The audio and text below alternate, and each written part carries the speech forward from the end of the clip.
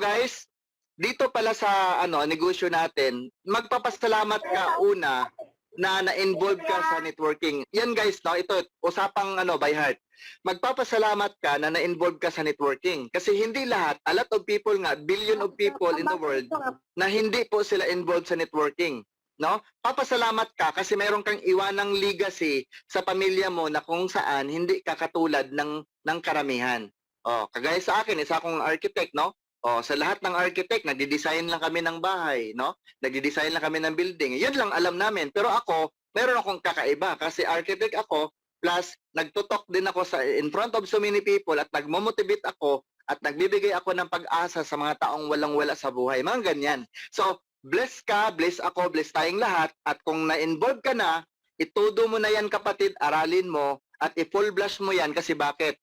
Bihira lang ang taong nakakaunawa sa ganitong negosyo.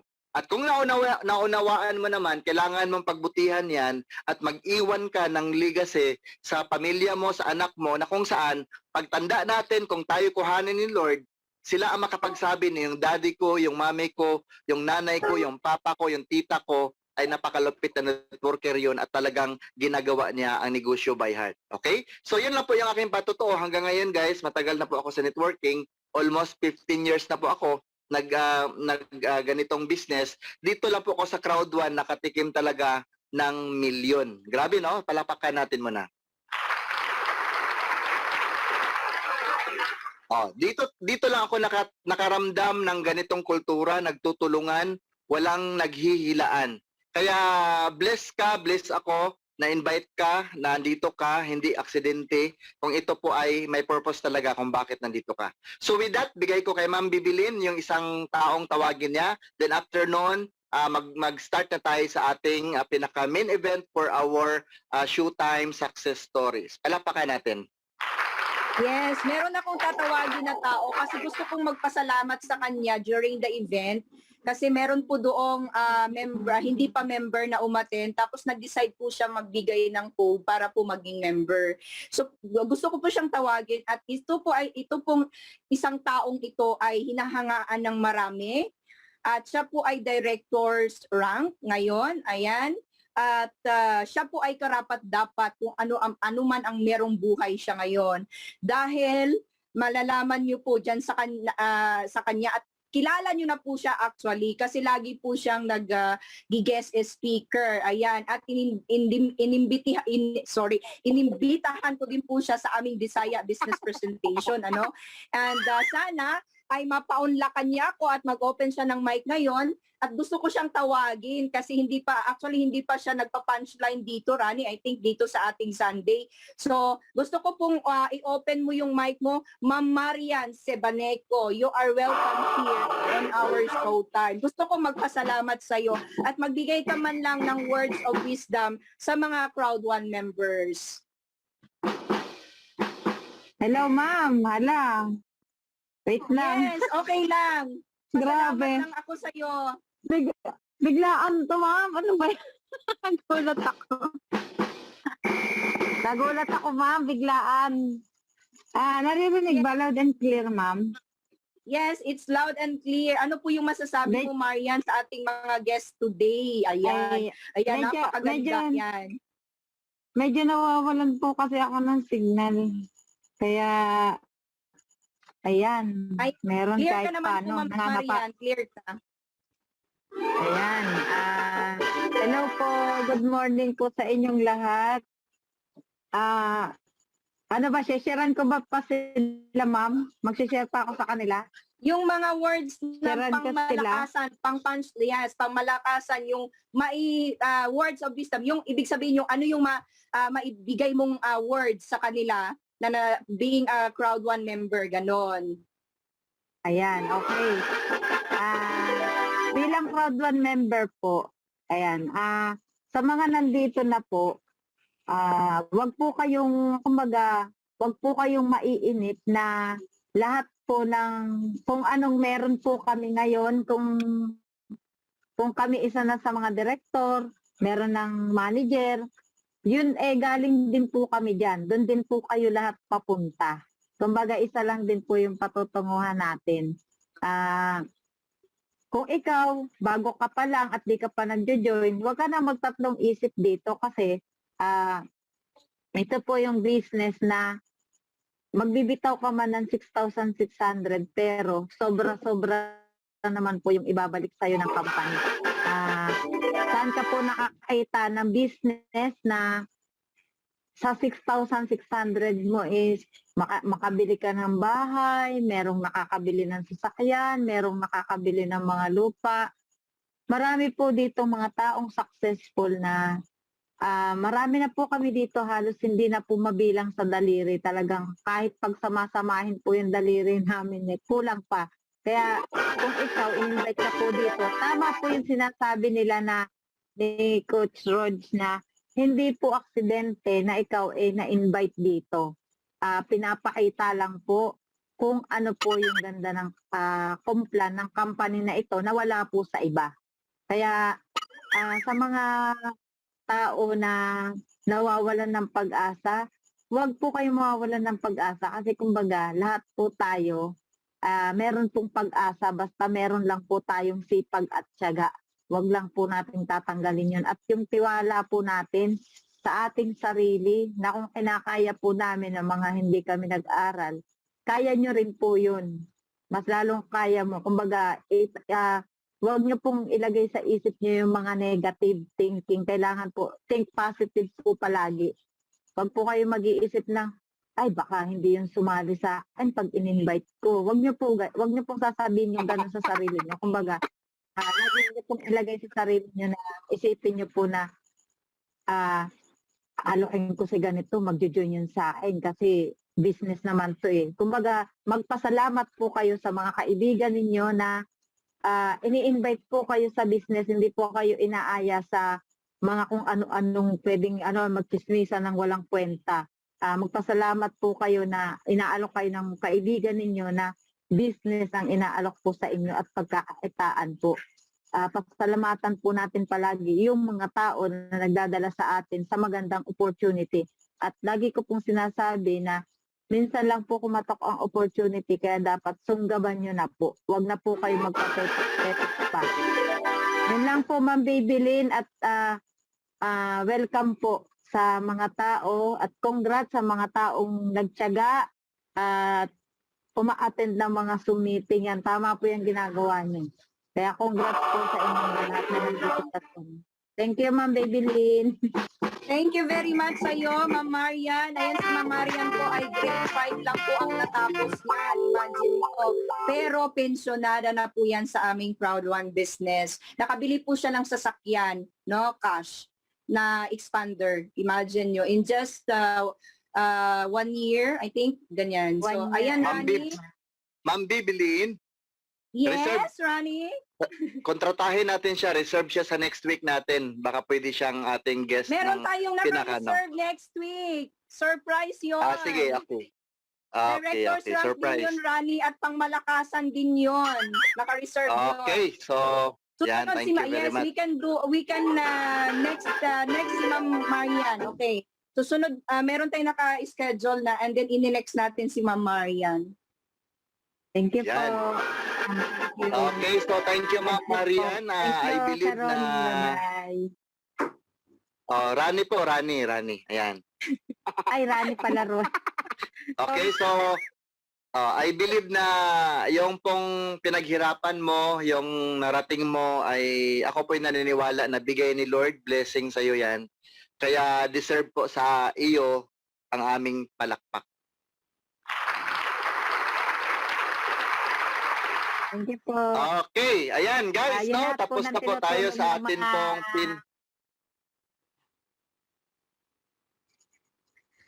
Sige. Yun lahat po ng tinutulong.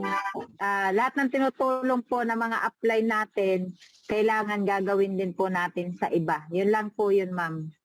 Duplication. Yun lang po yun. Kung ano po yung, kung ano lang po tinulong sa atin, itulong din po natin sa iba.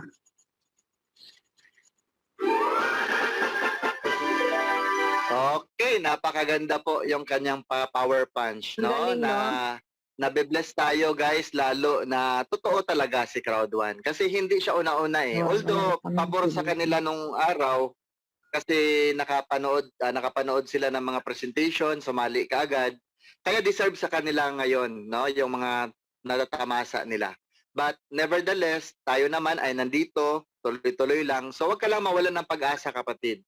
Kung anong nakuha nila, natamasa nila, anong naging success meron sila, definitely makukuha din natin 'yon, no? Huwag ka lang mainip, no?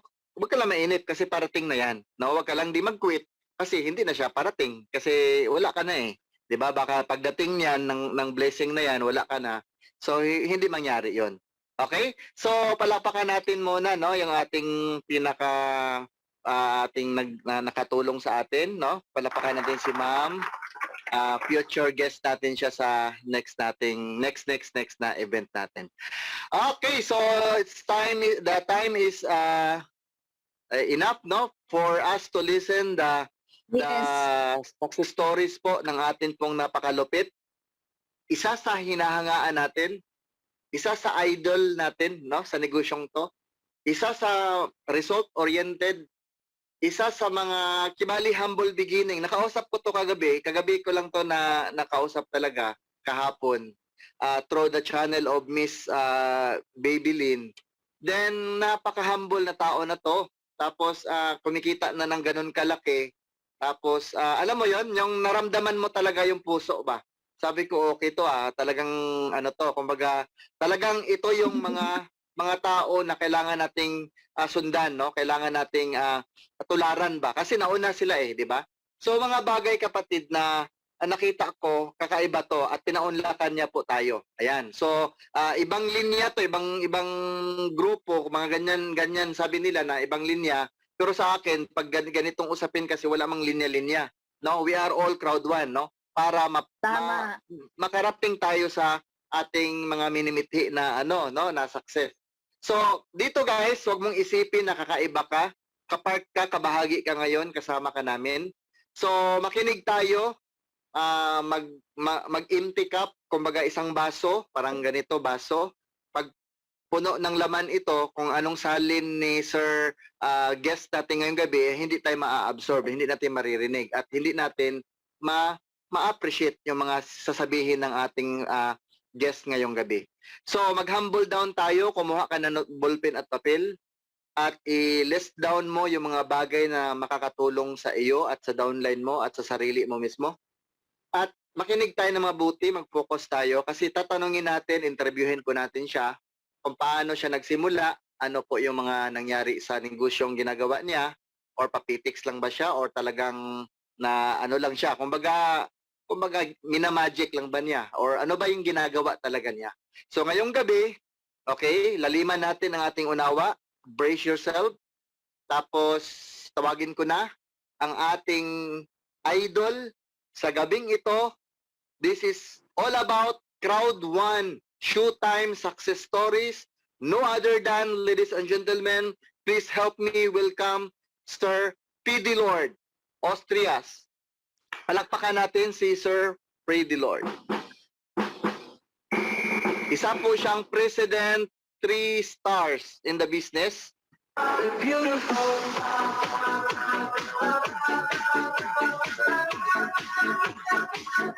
Hello everyone, can you hear me? Can you see me? Yan, okay. Sir, kumusta po? Magandang buhay. Kumusta? I think I cannot see my face. Anyway, can you hear me? Wait. Can you hear me? Wait, hi. Hindi siya, Ano ko muna? hindi siya nakikita sa sa harap. Yan. Yeah. Okay, ano nga muna? Spotlight mo na siya. Everybody, good evening everyone. Good evening crowd. Spotlight mo na nga siya. Yes. Ayan na. Na-spotlight ba siya, ma'am? Yes po, ayan na. Nakaano na siya. Nakaharap na. Okay. Ayan, sir. Maayong gabi. Magandang gabi. Maayong gabi sa inyong tanan, no? Sa inyong webinar. So our webinar, of course, good evening everyone. Happy Euros Day. It's a great day today. You know, it's a blessing every day because we're still alive and kicking despite of this pandemic, you know, and I'm very grateful and thankful to be here right now, and it's my first time, Mr. Rani, and of course Miss Jubilin. Dragon Lady. How's everyone? How's everybody? Yan, sir. So, yan, palakpakan natin si sir, no? Kasi Maayong tanan sa talagang, inyong lahat. yan, Alright, special po si sir ngayong gabi. Yes. I'm Okay. inside my office Ayun, right sir. now. I'm waiting for our webinar today, and I'm very excited to share my journey in CROWD1, how I started here in CROWD1, and I want everybody to become successful here in CROWD1. Of course, we are moving in one direction, and we have to be ambassador 3-star. I'm looking forward that everyone will go to ambassador 3-star here in CROWD1. Once you join in CROWD1, definitely you become ambassador 3-star. And right now, as your president 3-star, moving to senior president 1-star, I'm very thankful because I'm moving forward, and I'll be waiting for you at the end of the line. You know, every success, there is a struggle, and 100% we will be successful in everything that you know, and every dreams that we have, it will come into reality by faith and by your hard work. Impossible is nothing, of course. Everything is everything is possible, provided that you have to work it hard, and you have to ask the guidance of our God in order to get your success in life. So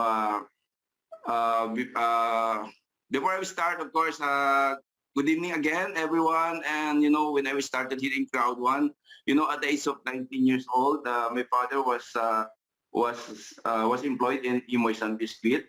When we come here when we migrated to Manila. Actually, I'm here in province right now, so I cannot say we migrated here in Manila. So during the time my father employed in Imoy San Biscuit, we can say that we have already comfortable life because my father's job is stable, because he was become a regular employee and partner also with the Chinese man who owned the Imoy San Biscuit. I guess I forget the name of that the owner of the Imoy San Biscuit, but I still remember when my father bring me to his job site in Cainta Rizal, because we lived there since he was employed in Imoy San Biscuit. So from there, our life has been changed. You know, actually, my father worked there since the young age also, and he reached his retirement time just a few years back. And you know, he was able to send me to the best school in National College of Business and Arts during my grade school in Taytay Rizal, because we are living in Cainta Rizal that time, because the factory is located in Taytay, you know. So we're very grateful because my father has given the opportunity to be one of the to be a part of that factory. That their product is until now you can see anywhere else in supermarket, in store, the pita and cyclex, no? Ang sarap magkape, lalo na pag may pita. You know, during the time, Kape. nung pumapasok pa ako, I still remember, may baon lagi is yung mix up na biscuit. Sino yung who can remember this yung biscuit na to, nasa plastic pa siya, na mix up, na puno na doon yung... Yes, I remember that. Yan. Yan yung mga binibigay sa amin ng aming parents para baon namin. So from time to time, no, minsan nagsasawa ka na rin with your baon, na gano'n ng baon mo lagi. So what I did, pinapalit ko ng ibang baon yung aming baon, kasi nakakasawa na rin may San Biscuit. Anyway, to cut this story short, of course, my father started to work there in Imoy San, and he was able to send us in a good school. And you know, at the age of 18 years old, rather, that time we don't have a class, so we just passed by to Bonnie Avenue, and I'm wondering, kasi there's a line, ang dami pumipila. I thought there's something na namimigay ng free taste or something, but yung pala is pag-apply ng work. So the Robinsons Galleria is hiring for manpower. So you know what I did? I tried to apply, and luckily I was being chosen, and I was being interviewed by Robina Gokongwei. You know, yung sinasabi nilang twin sister ni Robin. And there's a lot of issue also in Robinson, but that is not true. Okay. When I was employed at the age of 18 years old, I was hired as a salesman. And from there, I'm thinking that nothing will happen into my future. Nothing will happen to my future. Why? Because I'm receiving a minimum wages of that certain amount that time. I can still remember, I think the salary wage that time is around 250 pesos a month. And when I'm receiving my 15 days salary, you know, kasi ang swelduhan sa Robinson is not unlike my father. They are receiving their salary in a weekly basis when you are employed as a factory worker or some other companies here in the Philippines. But in Robinson's Galleria, we are receiving our 15 days and 30 salary every 15 and 30th of the month. We are receiving our salary. So when I calculate my salary time, I told myself that it will not be enough to sustain my, my personal needs alone, my transportation going back and forth to my residence and to my work site in Robinson's Galleria, because during that time we're still living in Cainta Rizal, and we have already a house prepared to us by our father when he was employed in Imoy at the time, and that is our residence in Cainta Rizal. So that's why I was being sent to National College of Business and Arts, kasi yan ang pinaka because my father asked me to choose either I will be studying in Cainta Catholic School or a National College of Business and Arts. Of course, I choose National NCBA because the advanced doon, no? Sa Porcher High School you have already accounting 1, and when you kung third year ka naman, you have already management, all that. So there's elective. So again, to cut this story short, when I was employed in Robinson's Galleria at that time, I just gained an experience that I decided to went abroad right away after 1 year of working in that department store. But I'm very thankful to Gokongwei because they were able to give me a chance to gain experience from their department store. And when I applied overseas, I guess, my colleagues in Robinson also encouraged me to apply somewhere in Malati area. That agency is hiring for staff for the newly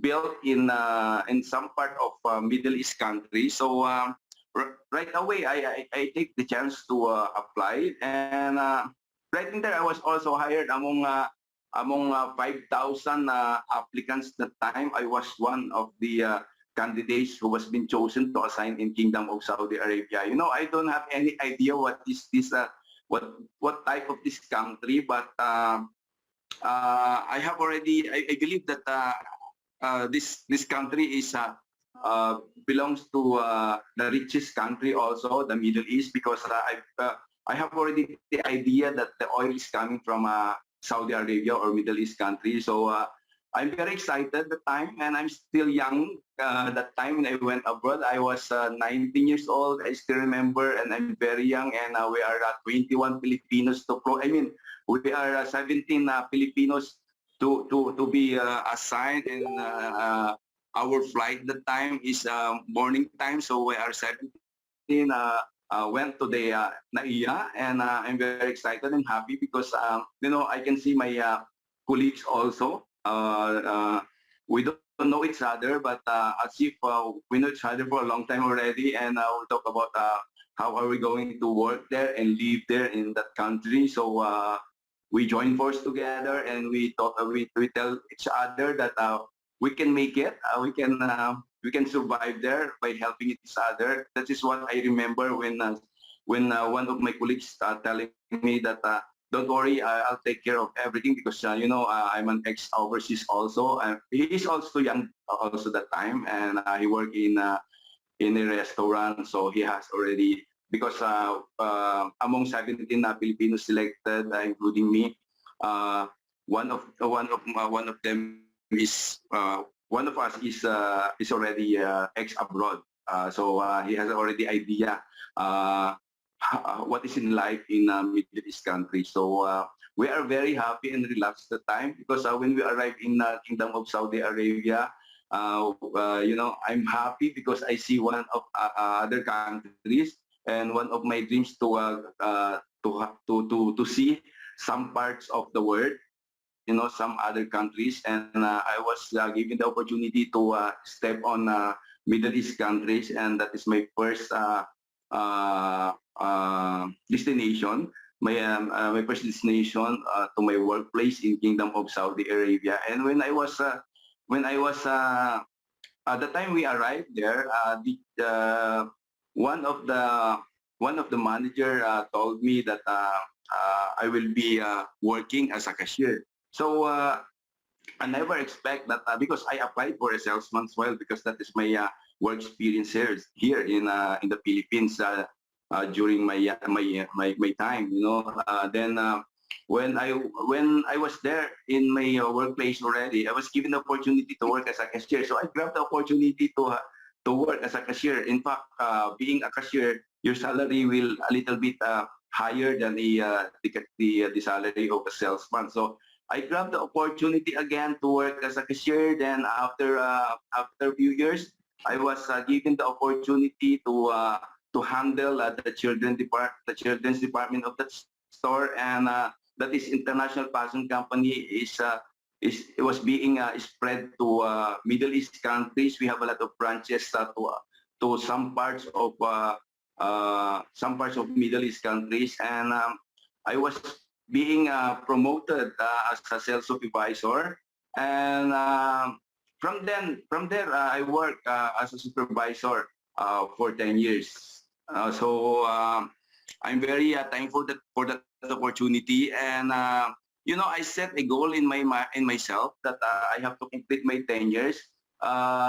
Really, to tell you honestly, when we arrived there in Kingdom of Saudi Arabia, I am one of the 17 Filipino who gets homesick because it is just natural that when you are away from your family, especially those who are working abroad, you can escape the homesickness in your life. You are longing to your family, and you miss those things that you used to do in your country, but you cannot do it in that country because it is very strict.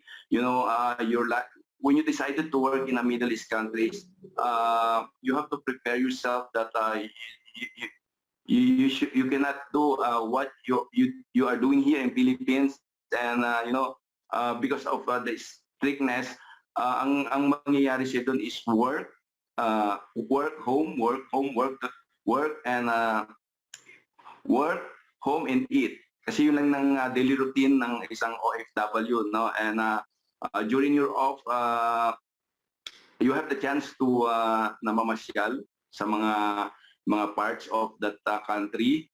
So mapamiliarize ka rin, and later on mawawala na yung homesickness mo.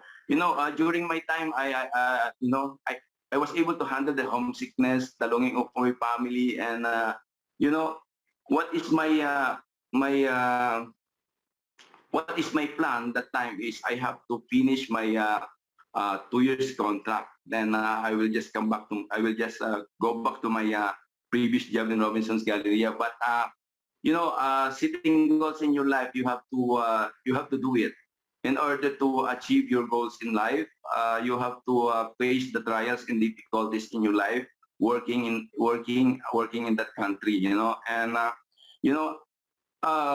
during the time I was in Kingdom of Saudi Arabia, as if I cannot finish my 2 years contract. But will you imagine that I was able to finish my 10 years contract uh, in the same company and in the same country in Jeddah, Kingdom of Saudi Arabia, and I was able to save a lot of money because of my big dreams in life. I set a goal in myself. So when you set a goal in your life, definitely you will do everything to make it happen, to feel to feel to feel fulfill your dreams in life. In order to fulfill your dreams in life, you have to, set a goal in your life, and you have to take all the challenges in your life. Working in a Middle East country is not easy.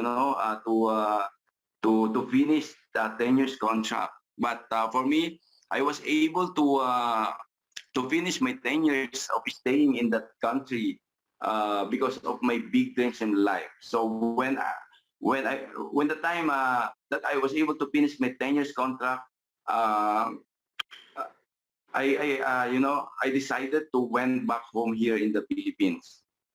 And I started to fulfill my dreams to have my own business.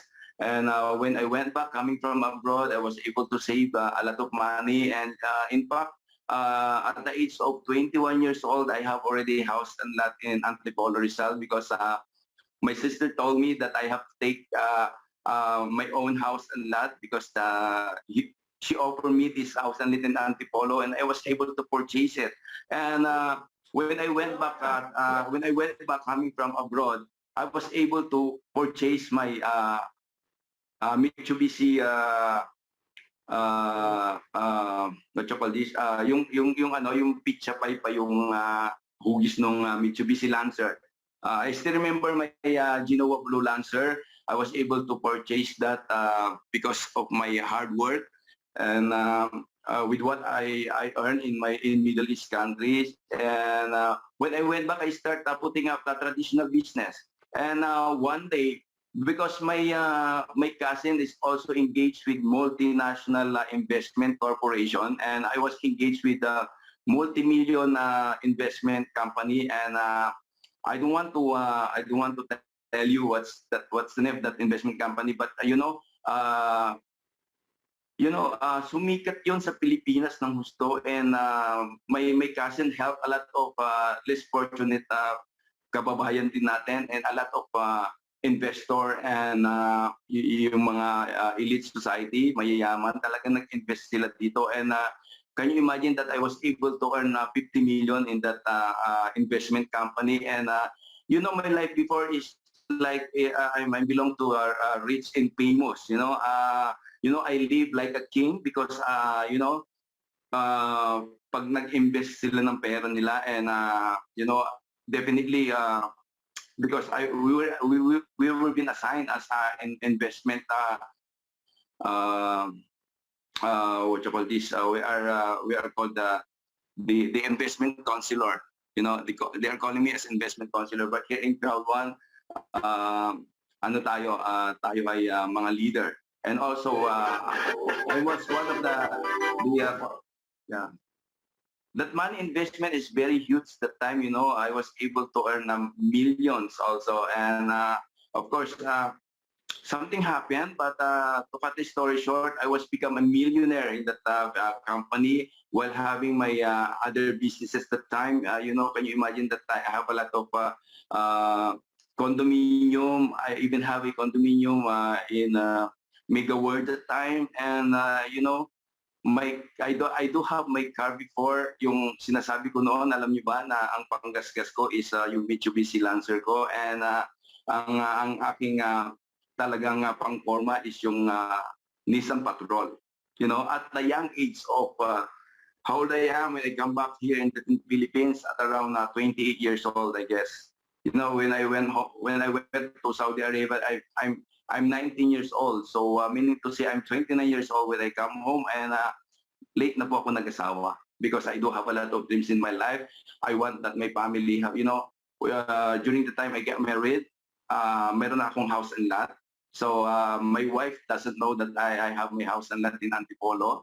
So right after our wedding, I show it to her, our house and lot in Antipolo, and she was surprised because I never told her that I have my own house and lot already that time when I get married. So you know, because of your because you're setting a goal in your life, you can easily have it, of course, because you plant it in your mind that you should do this one in order to make it happen. So I told myself that I will be working abroad, and I want to become different to others. So you know, at a young age, I never think of staying here in Philippines. You know, like other bachelors that, you know, at the age of 25, at the age of 28, and even at the age of 30, they don't have still work. They don't have still a stable job, and their future is in danger. But for me, I can see that I can see the usual Filipinos. You know, I told myself that I want to become different to others. So at a young age of 19 years old, I really decided to went abroad to accumulate in order to save rather money for my future, because I'm always looking at with my future. You know, if you don't have any dreams in your life, you're just easy-go-lucky person. You know, but for me, with at the age of yeah, at a young age, I do have a lot of dreams in my life. I set a goal in my life. So uh, when you do the same like me, definitely you have a bright future. You know. Then when I went back, I started my restaurant in Quezon City. I put up my Fidelord's Cafe and catering services. And at a young age, you know, they're always telling me that you are still very young, but you have a lot of money already. Of course, because of my hard labor. I work hard. So I was able to get all this wealth in myself. So, you know, after putting up all these traditional business, one day someone who introduced to me you know, by the time I'm earning a lot of money, I'm telling you earlier that I was engaged with multinational investment corporation. Um, something that happened to that, so I don't want to elaborate it anymore. So I started again to put up another businesses. So I was able to put up that restaurant in Quezon City, and I was able to establish my recruitment agency. So that is how we started. How that is how I started my business and recruitment agency. And having that recruitment agency, I'm very happy with what I am earning that time. Even though compared to what I am earning in the multinational investment corporation, nothing can compare with what I am earning to that multinational investment corporation to my recruitment agency. In my recruitment agency, I'm earning as much as 50,000 per head per deployment. Once you deploy workers, definitely you will less everything, your expenses and all that, because we are charging our client abroad when they are requiring me to send them domestic helpers.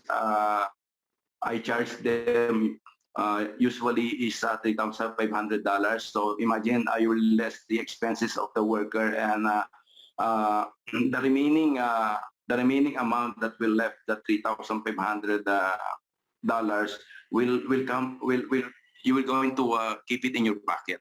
So my calculation is 50,000 per head per deployment. That is less already. So less expenses, and that is a clean income to my recruitment agency. Can you imagine when you're earning 50,000 per head per deployment? So once you deploy 100 domestic helper to Kingdom of Saudi Arabia, how much you will earn from that? So it's a big amount, right? So I'm happy with my recruitment agency at that time, and I'm happy serving my kababayan, you know, our less fortunate kababayan. I was able to help them to have a good job abroad, to have a good posture abroad, in order to help their loved ones. That's why I do believe that God has put me on this type of business in order that I will be the channel of blessings to others, and I can able to help our less fortunate kababayan, especially yung ating mga kababaihan na alam mo na they are living in provinces na they don't have a stable job. And when you say when you are living, I'm not telling everyone living in the provinces ay medyo mahirap. Most of our kababayan talaga is makikita mo maraming mahirap sa mga provinces because there's no job there, walang trabaho. And I don't know, sometimes sometimes I'm thinking paano sila nakaka-survive, how they are surviving in the provinces, and yet there's no lot of jobs in the provinces. So I was thankful with God because He put me on this type of business and recruitment in order that I can help other people to have a job abroad. And when you help this domestic helper, definitely he can help his whole family as well, and he can, or she, I mean, she can send uh, her daughter or son to the best school when he work in Saudi Arabia, even she's a domestic helper. So it's a good feeling that you are helping your less fortunate kababayan to work abroad, and the same time you are also blessed because you are earning out of that business that I have in recruitment agency. So by the time I was given the opportunity to handle this recruitment agency, I'm very thankful to God because He's using me to be a blessing also to others. And the blessings did not stop there in my recruitment agency, but God has given me another big opportunity that I have to to handle, and to inspire many people and to bring these people to change their life. And one day, someone introduced to me CROWD1. You know, CROWD1 is the best company that I can ever tell you that that this company will change you into 90 degrees. And by the time it was introduced to me, I have already I have my business and recruitment agency, but I told my secretaries to handle the recruitment agency. Before, when I was in recruitment agency, I'm sitting down in my table and you just instruct your staff, and it's very easy to handle recruitment agency and you are earning from that. But here in CROWD1, when I met CROWD1 2.5 years ago, when servants Eduardo introduced to us in BGC that time, you know what? I never think twice. I grabbed the opportunity immediately because I'm a type of person that if someone who introduced to me opportunity, I should not waste my time to grab it. Right in there, you have to decide right now, right in there. When what I can share it to you, if someone introduced to you an opportunity, try it first, grab it first. All right, don't think negative on what they are offering you, but because you will never know that that opportunity that offered to you will bring you into a successful life. So this is what happened to me during the time CROWD1 was introduced to me at PGC. When they told me that this is online networking, and it is the first ever to introduce this business in our country, my mind runs right in there, and I have already the vision that if I will going to work this out, definitely I will accumulate a lot of earnings and income. I mean, I told myself that I think combination of my recruitment agency in this online networking, it will give me the best income, and I can live the way I am living before in my multinational investment corporation. And it happens. My imagination and my positive thinking, and my vision brings me here in CROWD1, brings me with my success in CROWD1. With my quick decision that time, I said I'm just talking silently to myself at the time when they are introducing me, they are discussing me how we're going to work it out and how we're going to earn out of this business that they introduced to me by this European individual. I told myself, this is the business that I am looking to, and I should believe more 200%. Why? Because the one who introduced me is European people, and you know the mentality of other nationality, especially mga puti, ano, yung mga European individual. They are very good in business, and so with the Filipinos, you know. And when the time it was introduced to me, I grabbed the opportunity right in there. I did not waste any time to think. I didn't waste my time to grab it immediately right in there. I told Sir Renz that time, yes, I will join you. I will join CROWD1. And I started the following day I started my secretaries, all my secretaries to take over all the all the responsibility in my agency, and I told them that I will just monitor, submit your reports to me weekly, and I will just check it out and handle the recruitment agency. Then I will be working the other business that I was able to met. So by that time, I was able to bring these leaders in CROWD1, and they are now enjoying the goodness of CROWD1, and they really changed their life into 90 degrees as well. You know, I was able to bring Ronnie Barrientos, the daughter of Jody Almuguera Barrientos. I was able to bring in CROWD1 the pastor, because this Pastor Oliver Galan, he used to go to my office that time. Yeah.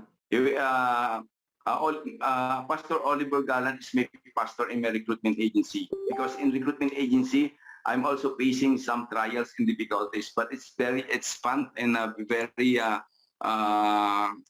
fun. I'm very happy managing my recruitment agency, although there's sometimes struggles, but I can handle it. You know, that's why I asked Pastor Oliver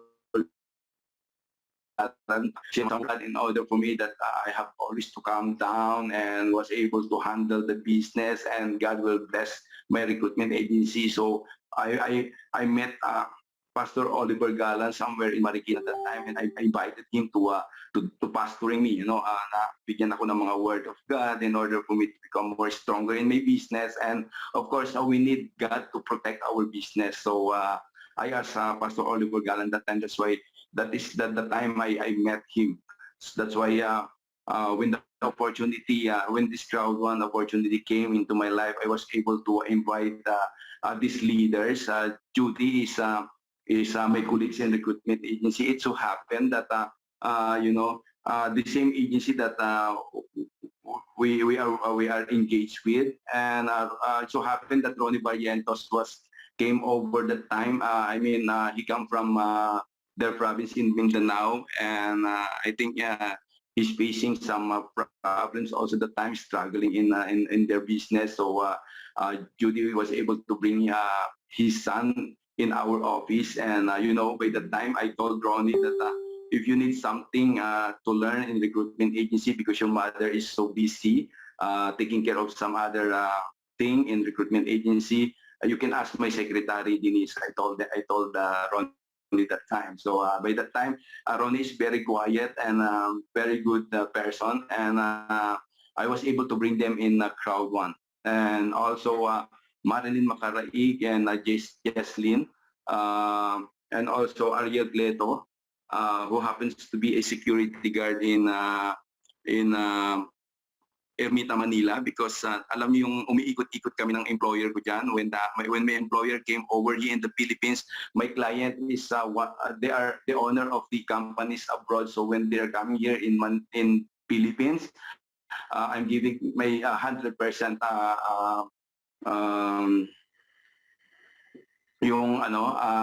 what you call this, I entertain them, and I have to give my assistance. I will give my full assistance to my client because they are my client. I see to it that they are satisfied with my services in recruitment agency by supplying workers to that company. in Middle East countries. So by that time, Mariling Macareeg is one of my colleagues in the recruitment agency, and she bring her daughter, Jesslyn, and Jesslyn was able to bring Lilette Torres. And of course, I'm speaking about Ariel Teto when I met him in Ermita.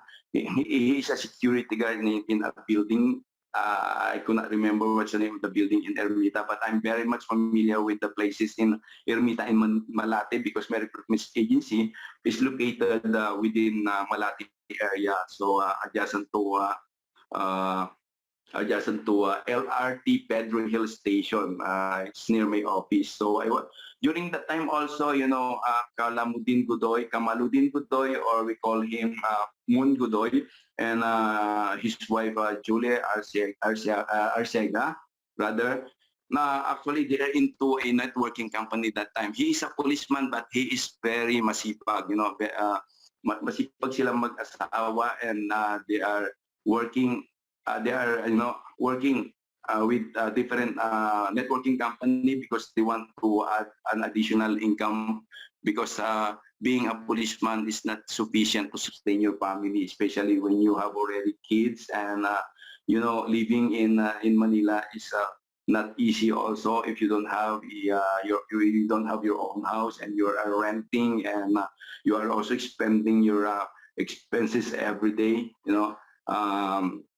It's very costly to stay here in Manila if you are just a regular employee. Although being a policeman, I think that is more higher. Their salary is more higher than compared to other job. So by that time, this Mon, paring Mon, because inaanak ko na yung anak niya, no? May kumpare, Mr. Kalamudin Godoy. He is a policeman, and when I bring him here in CROWD1, because by that time, nung diadala na ako ng mga product nila, because there's a lot of MLM company who always approach me in my office, and they're offering, different types of networking products, and because I don't want them to leave my office disappointed. Every MLM company who will offer me their products, I immediately involve myself. I immediately buy their products, and I told them I will just buy your products, but I will not do the networking side.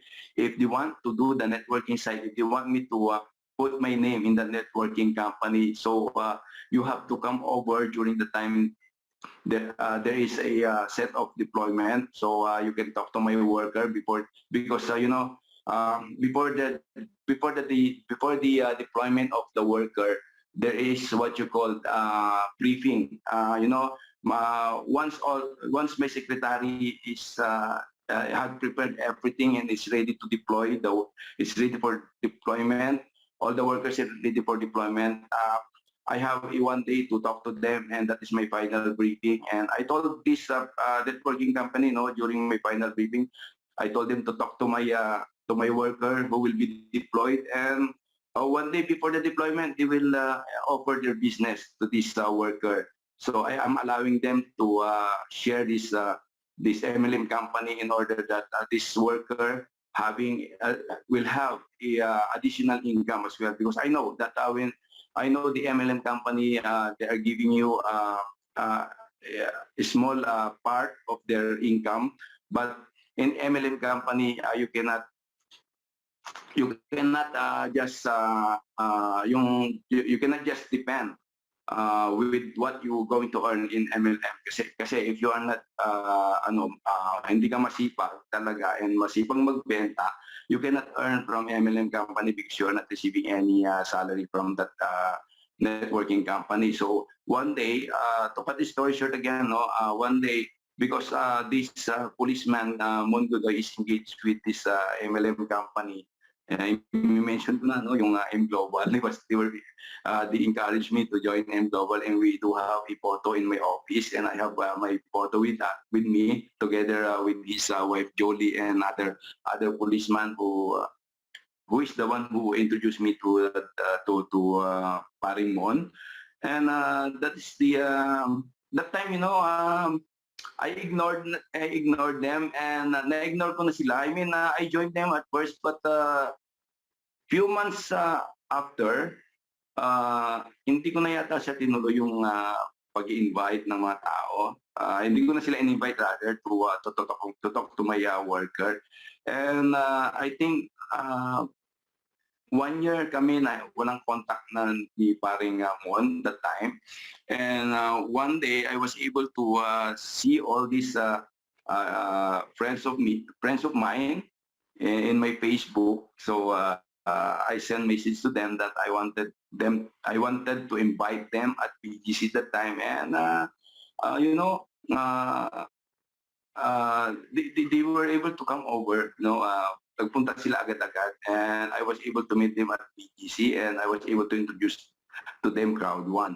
And I even called Pastor Oliver Galan that time, and he gave me a time to meet me there at BGC, as well as with Pastor Robert Gallardo, who happens to be one of the networkers in Vantage International. I think he have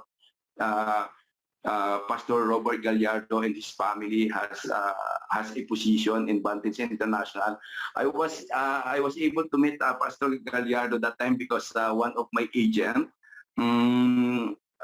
what is his name? I forgot his name. My agent. He was able to invite me in Vantage International along Green Hills. That the office is located in Green Hills that time, and that's the time I met Pastor Oliver Garland. And that because of my age, I was able to my agent was able to convince me to go to Green Hills that time, because syempre nahiya naman ako kasi agent ko siya sa opisina, so kailangan ko rin siyang pagbigyan. So by that time we go together, bringing my car with me in Green Hills, and he introduced to me Vantage. Yeah, then that's the time I met Robert Gallardo in Vantage International. So they are, all these people is engaged in networking company except for Judy, Ronnie, Marily Macalaig, Jesslyn, Ariel Cleto. Of course, Ariel Cleto lately he was engaged in a networking company already, but I think Ariel Cleto started his job as a security guard, then he was being encouraged to sell condominiums in Birch Tower, because I know that building along adjacent to Robinson's Ermita. And one day he is also introducing to me some products, which is perfumery. So Ariel Quito told me he always texted, he's always sending me message that, sir, would you want to buy a perfume from Alture? I said, I don't use local perfumes, because I used to use my, I'm very fascinated with using branded perfume like Drakkar, because I came from Saudi Arabia at the age of 19 years old. Then when I smelled the Drakkar, Eternity, the Cold Water, name all the perfumes, I know it, because I work in Kingdom of Saudi Arabia, so I know the imported perfumes and chocolates. When you are working in Middle East countries, yan talaga ang hinihinging pasalubong sa'yo, no? The mentality of the Filipino, when you are working abroad, they are thinking that you are earning a lot of dollars. That's why they are requesting a lot of things also. But when I came home, of course, during my time, I don't have any responsibility with my parents, because my parents have a job still in Emoy San Biscuit. When I went abroad, my father is still active on his job in Emoy San Biscuit. That's why what I am earning in my job in Middle East countries, I save it for myself, and I will just send their pamasko during December time, no, like this. I will send all my salary to my family. I want them to enjoy and be happy with what I am giving them, a gift coming from me. So I'm very happy when I'm sending them their Christmas gift. But I'm not my parents are not forcing me to send them money from time to time, unlike other individual na nag-abroad, no, they are required na magpadala, especially you are a family man, you have to send monthly allowance to your family. And sacrificing a lot in Middle East, and And pag umuwi ka, kukunti na lang yung pera ng mga OFW because, they went there in order to give a better life for their family. That's why I salute to the OFW, especially the domestic helper, my domestic helper, all the domestic helper in Middle East because I salute them because of their bravery, yung malakas ang loob nilang magkahanap buhay because they are thinking of their family. But when I was engaged in this business in CROWD1, I used to tell them that while doing nothing in your room, try to educate yourself with this business and try to learn everything in order to be like me. And there's no impossible that you will become a millionaire in this industry. And that is your stepping stone to work abroad. I'm not. It's a painful for me to send domestic helper, leaving their family, especially when the time of their departure, they are bringing their family in the airport. Because sometimes I will accompany my domestic helper in the airport because I see to it that they are fully accommodated by the agency like me, because some of the agencies, they don't care about their workers. But for me, I really care about my workers. And I'm the one personally coming with them and therefore going there to accommodate them.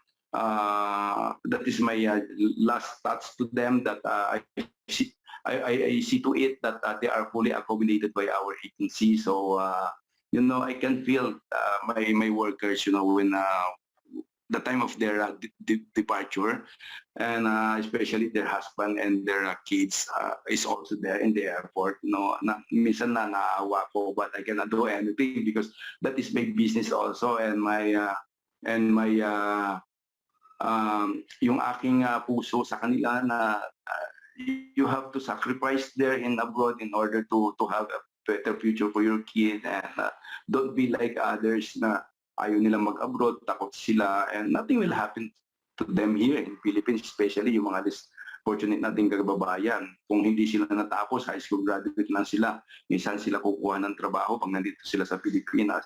But this CROWD1 is very helpful to all people around the globe, because dito sa ating business na to sa CROWD1, walang pinipili sa edad. Kahit na matanda ka na, you have still chance to become a millionaire. Can you imagine KFC? Yung success niya sa kanyang business at sa kanyang buhay, matanda na siya bago niya nakamit yung success ni Kentucky Fried Chicken, kaya nga yung picture niya matanda na siya, pero hindi pa rin siya nawalan ng pag-asa. So we should not lose hope, because opportunity knocks once, and when opportunity came into your life, grab it immediately. And with this type of business that we have here in CROWD1, everybody will become millionaire regardless of ages. What you call this, yung mga the young generation is very fortunate nowadays because of this online business. We are into digital. We are on the digital world. That's why all our kids are I can say that they have a bright future already, as long as they were going to work hard and to do the digital, to involve themselves rather in digital world, because we are now in a digital world. So meaning to say, you have to involve yourself at your young age in order that you will enjoy your life during your young age. You are already a millionaire. So everyone, here in CROWD1, it is very, very possible, 200% possible that they will become a millionaire here in CROWD1. Once you meet this opportunity in CROWD1, I'm always telling them that never distance yourself to this company. Connect yourself immediately. Join immediately. Learn the business and spread the goodness of this business. And one day, same like us, you will shout it to the world that you become a successful individual here in CROWD1. Can you imagine? Can you imagine in just 2.5 years, I was not able to fulfill these properties that I have. My success in CROWD1 is just 2.5 years. But in recruitment agency, I was able to purchase my land in Tagaytay. Some of the leaders was already seen my property, our property rather, in Tagaytay. And my Fortuner is coming from a recruitment agency. And my luxury car before is coming from multinational investment corporation. And until now, we are enjoying our life, having this opportunity in our life, to have an early retirement. And I can say that I am financially stable. And at my at this age, I still feel like young. I still wanted to work more harder. And I want to generate more income, because when you have this mindset in your life to be a businessman, your mind is always do the business, to duplicate your business. If you have this business with you have to make another business. You have to create another business that will create an income. So never ending do the business, as long as we are healthy. And when you have the business, you have all the capacity to share the blessings to others. So this is the goodness of being a business-minded person, because when you are a business-minded person and you are open to everything, open to any opportunity, definitely you will become like me. You will become like other businessmen. And all your dreams will become into reality. Just believe on it, believe in yourself, believe in the company that you engage with, believe with the business that you are involved. Like my recruitment agency, I believe that I can earn this much. So it did happen because with my hard work, if I will just sit down in my office and I will just wait for the applicant, konti lang ang madi-deploy ko. But during the time I was in recruitment agency, I have to travel around the Philippines. I go to Luzon, Visayas, Mindanao to hunt and to share the opportunity to our list kababayan. And once I deploy this worker, with my business that I have in recruitment agency, I'm helping our list kababayan. You're helping other people to have a better future. And the same way you are earning from this business. Same here in CROWD1, sharing this business to everybody. You are changing the lives of every individual you are inviting here in CROWD1. Same with those leaders that I have before, when I bring them to CROWD1, when I introduce them to CROWD1, and they work it out, and they are one of the top leaders and top earners here in CROWD1 already. And dito lang nila naranasan yung pagbabago ng kanilang buhay, at nakabili silang sasakyan. They were able to build their house with swimming pool. Can you imagine si paring Mon, yung bahay niya may swimming pool na and all that, and can you see Ronnie Barrientos now in Dubai? He's doing well, and he never stopped of inviting people. He never stopped of sharing the blessings of CROWD1 to others. And this is how you're going to do it in your life also here in CROWD1.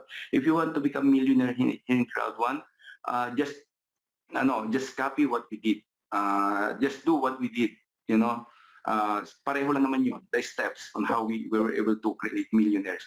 To all leaders, you can duplicate yourself to others. If you are a leader and become a millionaire, they will become a millionaire like us also, because you are giving the right business in the life. Because of your decision, because of my decision as well, I was able to share it to these people, and they become millionaire. Pastor Oliver Galong passed away, but he was able to experience yung buhay ng maayos and comfortable life, because by that time, he is driving car, which is not from him, which is not owned by him. At nakikidrive lang pala siya ng ano that time ng Grab, no? And he have only 3,000 pesos that time and he joined CROWD1. And you know, in a few years time, he was become millionaire and he was able to experience the life of being a rich man. You know, how would you like that? Yeah, of course, everyone would like it. Would you want to have a comfortable life? Of course, everyone have dreams in life. So never stop with your dreams. Never stop what you are doing. Don't give up. Never give up on this type of business. Never give up in your life. Whatever things whatever businesses that you are engaged with, you have to improve it. Never give up. That is natural that there is a struggle, but at the end of the line, you will have the success, and you will just tell to yourself, yes, I was able to do it. You know, even I lost something, but it did come back 5 times. You know, by prayer and faith, with God, that He will change your life. It will happen. Just believe. Just believe.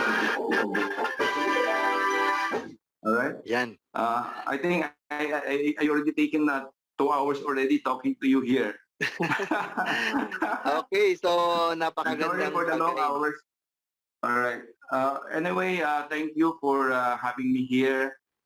Thank you, Rani. You are a great person. I can feel that. Also, same with BLG when we are together. You know, I'm always happy to be with her. Napapasaya niya ako, and keep it up. Continue inspiring people and continue helping people, and you know, helping people is what God wants us to do, you know, and teaching them how to do the business, Yan, and okay. Sir, pwede bang bring them to success. You know, helping together will bring us to a successful life. You know, my mission, I mean, what I want now in my life is to help other people to be like me. I want them to be like me. If I'm a president, I want everybody to become like me. You know, but there is time for everything.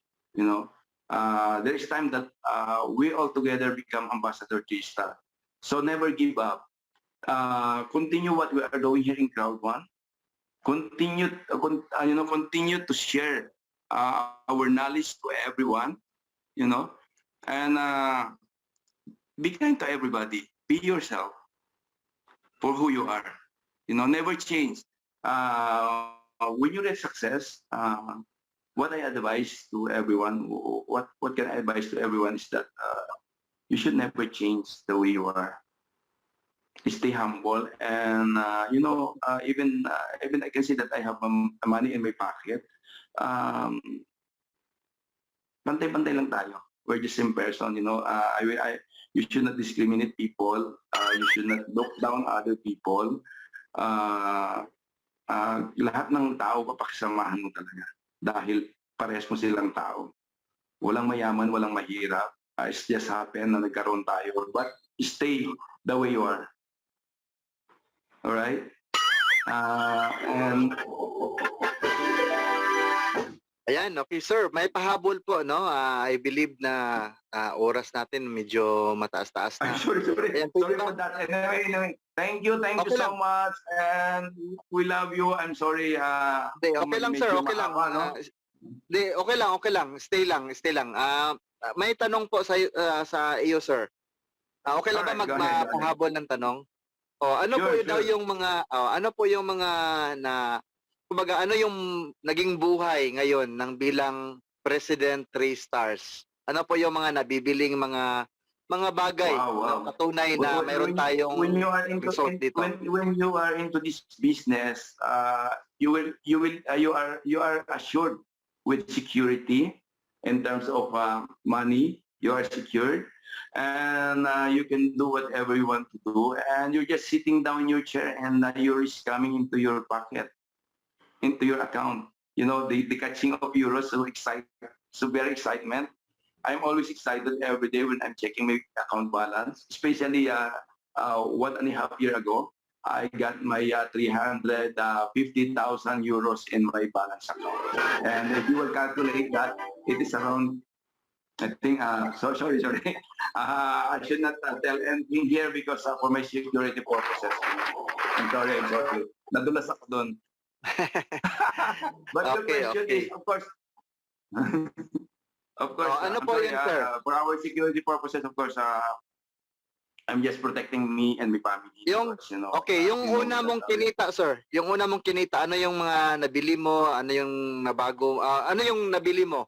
Una mong nabili sa CROWD1 business mo? Una kong nabili sa CROWD1 is, wait, I recall.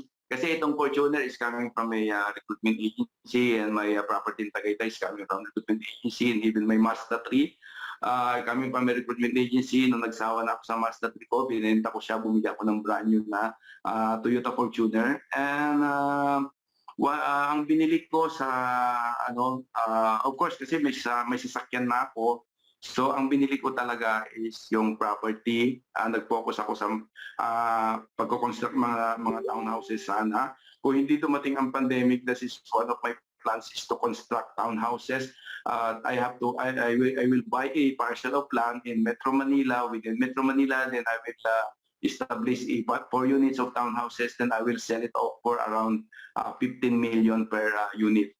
And out of that 15 million, malaki na rin ang earnings kasi malaki talaga ang kinikita. When it comes to pagdating sa ganyan, kasi natutunan ko sa kaibigan kong lawyer, magkapatid sila, yung binili ako ng townhouse. There are only 2 in the family, dalawa lang sila lalaki.